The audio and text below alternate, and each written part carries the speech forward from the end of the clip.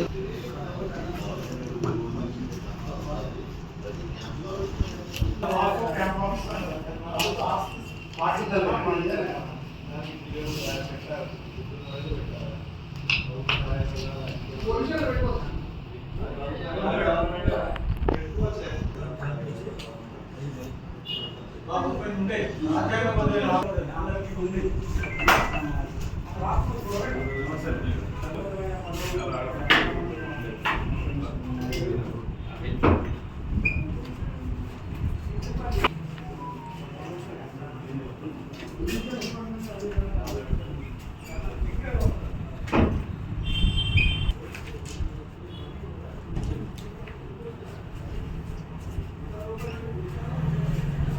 మిత్రులకు నమస్కారాలు.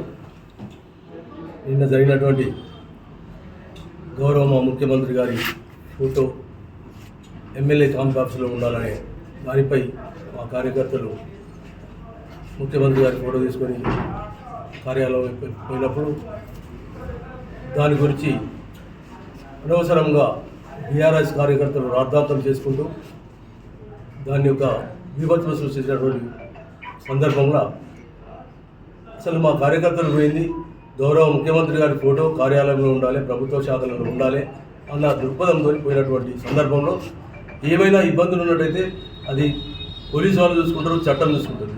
కానీ బీఆర్ఎస్ కార్యకర్తలు గుండాలు లేకపోయి మా కార్యకర్తలపై దౌర్జన్యం చేయడం సరైనది కాదని. పోతే ఏదైతే గౌరవ మాజీ మంత్రివర్యులు పార్టీ మారినటువంటి వాళ్ళని తొక్కాలి అని చెప్పి మాట్లాడాడు. ఆ సంస్కృతి నేర్పింది వారే ఫస్ట్. ఎమ్మెల్యేలను మార్చుకోవడము, మొత్తం ప్రతిపక్షం లేకుండా చేయడం అనేది మీరు మొదట చేసినటువంటి పెద్ద తప్పిదాలు. దాన్ని మళ్ళీ మీరు చేసుకుంటే ఒప్పు, బంద్ చేస్తే తప్పన్నట్టుగా మాట్లాడుతున్నారు. పోతే మా గౌరవ మహేంద్రన్న గారు 4 సార్లు ఓడిపోయారు, ప్రజలు అవన్నీ కాదు, మిమ్మల్ని చీతకరించుకుంటారు ప్రజలు. ఫస్ట్ మిమ్మల్ని చీతకరించుకునేప్పటికీ ప్రభుత్వం పడిపోయింది, మా ప్రభుత్వం ప్రజాపాలనతో ఏర్పడ్డది. ఆయన ఇక్కడ వండుకుంటూ అహర్నిశలు ప్రజలకు అందుబాటులో వండుకుంటూ ఏమి సమస్యల మీద ఏమి అవసరం ఉన్న దాని మీద మాట్లాడుకుంటూ ఇక్కడ ప్రజలకు అందుబాటులో ఉన్నటువంటి వ్యక్తి గురించి మాట్లాడడం ఇంకోసారి మానుకోలేదు. సరే, పత్రికా మిత్రులందరికీ నమస్కారాలు. మొట్టమొదటగా ఈరోజు భారత తొలి ప్రధానమంత్రి పండిట్ జవహర్లాల్ నెహ్రూ గారి యొక్క 61వ వర్ధంతి సందర్భంగా కాంగ్రెస్ పార్టీ శ్రేణులందరి పక్షాన వారికి ఘనమైనటువంటి నివాళులు అర్పిస్తూ, వారు భారతదేశానికి స్వాతంత్రం వచ్చినప్పుడు ఈ భారతదేశం అన్ని రంగాల లోపల ఒక వెనుకబడి ఉన్నటువంటి భారతదేశాన్ని అగ్రదేశాలతో సమానంగా తీసుకెళ్లే ప్రణాళికలు రూపొందించిన మహనీయులు, మహానుభావులు భారత తొలి ప్రధానమంత్రి పండిట్ జవహర్లాల్ నెహ్రూ. వారిని గుర్తు చేసుకుంటూ, స్మరించుకుంటూ నిన్న జరిగినటువంటి సంఘటన ఏదైతుందో ఇప్పుడే పట్టణాధ్యక్షులు వారు చెప్పినట్టుగా కాంగ్రెస్ పార్టీ కార్యకర్తలు మారినటువంటి ఏదైతే ప్రభుత్వాలు మారినప్పుడు ప్రతి ప్రభుత్వ కార్యాలయంలో ప్రభుత్వ ఆస్తి, ఎమ్మెల్యే క్యాంపు కార్యాలయం అయినప్పటికీ కూడా అది ప్రభుత్వ ఆస్తి, ప్రభుత్వ కార్యాలయం. దాంట్లో ఎమ్మెల్యే అధికారంలో ఉంటే గెలిస్తే ఆ ఎమ్మెల్యే అందులో నివాసం ఉంటాడు. కానీ ప్రతి ప్రభుత్వ కార్యాలయంలో గౌరవ ముఖ్యమంత్రి గారి ఫోటో తప్పకుండా ఉండాలని నిబంధన ఉన్నది. ఆ నిబంధన ప్రకారంగా అందులో ఫోటో లేదని పలుమార్లు మా కార్యకర్తలు కూడా మాట్లాడడం జరిగింది. నిన్న ఫోటో అక్కడ అలంకరణ చేద్దామని చెప్పి పోయినటువంటి క్రమంలో వారిపైన మరి ఘర్షణకు దిగి కావాలని ఘర్షణ వాతావరణం చేర్పడం ఇది మంచి పద్ధతి కాదు అని చెప్పి సందర్భంగా తెలియజేస్తూ, ఎందుకంటే అది మొత్తం దాని మెయింటెనెన్స్ అంతా ప్రభుత్వం చేస్తుంది. R&B వారంతా కూడా దాని నిర్వహణ మొత్తం చేస్తూ ఉంటారు. దానికి సంబంధించినటువంటి శుభ్రత, శుచి అంతా కూడా మున్సిపల్ వాళ్ళు చేస్తూ ఉంటారు. అది మొత్తం మీద ప్రభుత్వ నిర్వహణలో జరిగేటువంటి భవనం అది.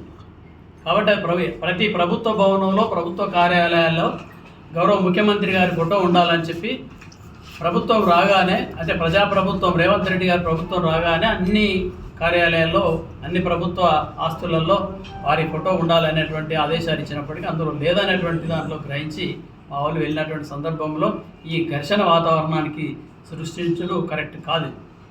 తర్వాత గౌరవ ముఖ్యమంత్రి రేవంత్ రెడ్డి గారు ఇచ్చినటువంటి హామీలన్నీ కూడా 6 హామీలు ఆల్రెడీ అమలై కొనసాగుతూ ఉన్నాయి ప్రజల లోపల. అవి అన్నీ అనుభవిస్తూ ఉన్నారు. అది అందరూ మీకు కళ్ళు లేనటువంటి వాళ్ళు కనబడి, చెవులు లేనటువంటి వాళ్ళు వినబడి. కాబట్టి కళ్ళు లేకుండా, చెవులు లేకుండా పరిస్థితిలో ఉన్నటువంటి వాళ్ళు మీరు రేవంత్ రెడ్డి గారు చేసే అభివృద్ధి మీకు కనబడతలేదు. తర్వాత ఏ ప్రభుత్వం ఉన్నప్పటికీ ఆ పార్టీకి సంబంధించినటువంటి నాయకులు ఎవరైతే ఉంటారో, ఒకరు గెలుస్తారు, ఒకరు ఓడిపోతారు, కామన్ అది. 4 సార్లు ఓడిపోయినంత మాత్రాన మా ప్రభుత్వం ఉన్నది కాబట్టి ప్రభుత్వ కార్యక్రమాల్లో తప్పకుండా పాల్గొనేటువంటి పరిస్థితి ఉంటుంది, తప్పకుండా పాల్గొంటారు. మహేందర్ రెడ్డి గారు ప్రజలతో మమేకమై తిరుగుతూ ఉన్నారు. మేము ఇప్పుడు దేవదాస్ గారు ఉన్నారు, ప్రకాష్ గారు ఉన్నారు, బాలరాజు గారు, మిగతా వాళ్ళం, మనం శివప్రసాద్ గారు, మిగతా చాలామంది సీనియర్లు ఉన్నాం ఇక్కడ పాలిటిక్స్లో. మేము విద్యార్థి దశ నుంచి రాజకీయాల్లో ఉన్నాం. ఈ సిరిసిల్ల ప్రాంతంలో ప్రతిపక్ష నేతలే ఎక్కువ కాలం ఎమ్మెల్యేలుగా పనిచేసేటువంటి సందర్భం. రాజేశ్వరరావు గారు ప్రతిపక్ష ఎమ్మెల్యే ఉన్నప్పటికీ, కాంగ్రెస్ ప్రభుత్వం ఉన్నప్పుడు కానీ, తెలుగుదేశం ప్రభుత్వం ఉన్నప్పుడు కానీ, మరి అప్పుడున్నటువంటి ప్రభుత్వాల దగ్గరికి వెళ్ళి ఈ ప్రాంత అభివృద్ధి కోసం కానీ, ఈ ప్రజల సమస్యల కోసం కానీ, ప్రభుత్వానికి, ముఖ్యమంత్రి గారికి, సంబంధిత శాఖలకు కూడా అనేక మార్లు విజ్ఞప్తులు చేసి ఈ ప్రాంత ప్రజల సంక్షేమం కోసం, అభివృద్ధి కోసం కొట్లాడినటువంటి పాటుపడిన ప్రతిపక్ష నేతలు ఉన్నారు ఇక్కడ. శాసనసభ్యులుగా అంటే ప్రభుత్వం ఒకటి ఉంటే ఎమ్మెల్యే ఒకటి ఉండేటువంటి పరిస్థితి ఉండే ఇక్కడ.